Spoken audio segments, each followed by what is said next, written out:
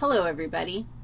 So today we're going to talk about the immune system. We actually have two lectures in which we're going to deal with the immune system. I thought maybe I could talk and write at the same time. Wouldn't you think at this stage in the game that I would know the answer to that question?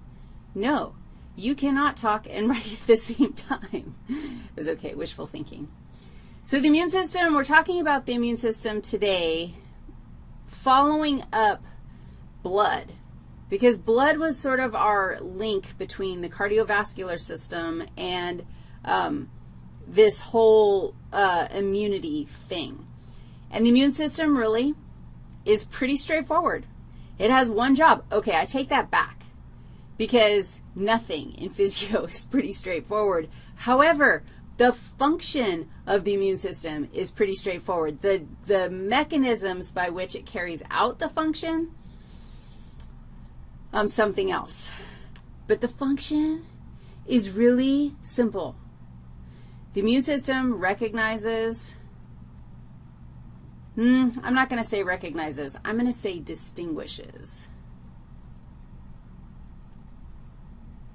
Distinguishes between self, that says self, and non-self. And then it kicks the holy living tar out of non-self. I mean, can't get much easier than that. However, you can imagine that this is kind of a dangerous system, because if you make a mistake and you kick the holy living tar out of self instead of non-self, that's going to be bad. And if you kick the holy living tar out of non-self and there's too much like fallout from the tar kicking, then that's going to be bad. So really, the immune system is a pretty interesting place when it comes to overall function. I'm going to go through the entire two lectures, and at the very end of the second lecture, we're going to talk about how the immune system is related to homeostasis, because you might be like, yeah, we got to keep the invaders out so we can maintain homeostasis or else we're going to die. Yeah, but really the immune system sort of knocks us out of homeostasis in an effort to keep the bad guys out. And it's sort of a, the damage that results from the techniques of protection, that damage is worth it because the risk of invasion is worse. So the immune system, we're breaking it down into two parts. And what you'll see is that the two parts that we've broken the immune system down into are really not even real. Like most things, I mean, humans like to classify things, and it makes it easier for our brains to compartmentalize, but the immune system, there's a huge amount of overlap between these two categories. So our categories are the innate immune system and the acquired. And both of them function in ultimately distinguishing between self and non-self and battling. The innate immune response is general. In other words, and we'll, since this is the one we're going to talk about today, we'll identify what that means. Like, what does it mean if it is a general response? The innate immune response is present from birth.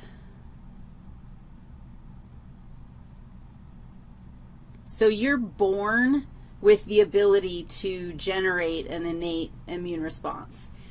The innate immune response is very based on inflammation. And again, inflammation is like a pretty dangerous thing and a really detrimental thing. There's a lot of modern conditions, including cardiovascular disease, diabetes, neurodegenerative disorders like Alzheimer's disease, that are they think based in inflammatory trauma, like that the inflammation is actually what's causing that long-term chronic disease state. So that's like kind of disturbing. It's fast. So as soon as the invader appears, if we can recognize quickly enough that it is an invader, we can initiate this really speedy response. And it utilizes the same strategies. In other words, it doesn't matter who you are. It doesn't matter what kind of an enemy you are. The approach to fighting the enemy is going to be exactly the same every single time, no matter who you are. The acquired immune response is very specific. In other words, we initiate an acquired immune response in response to a very specific invader. And we have a whole herd of possible invaders we can respond to, which is mind-blowing in and of itself. But you can't, it's not, you got to wait for the specific guy to show up before we can launch the acquired response. It's slower.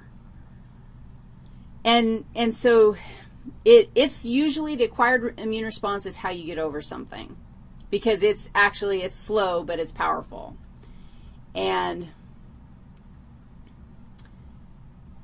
it has memory.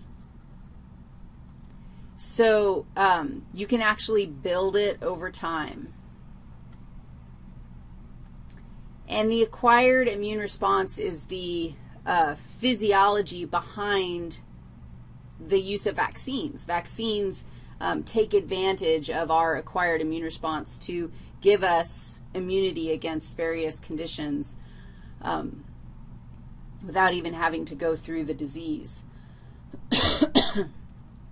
And I think that's all I want to tell you about the immune system overall. Now, we're going to look at several characteristics of the innate immune response.